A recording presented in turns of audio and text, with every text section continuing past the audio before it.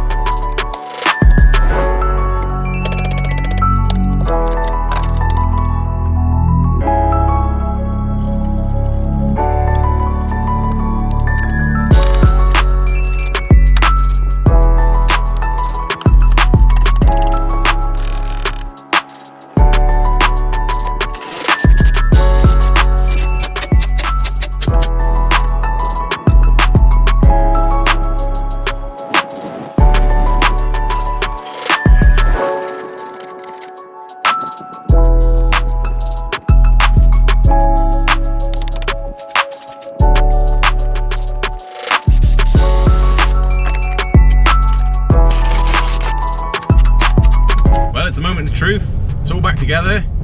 Has it made a difference? I think it has. What does the decibel meter thing read now? Between 58 and 59 decibels. I'd say that's a massive result.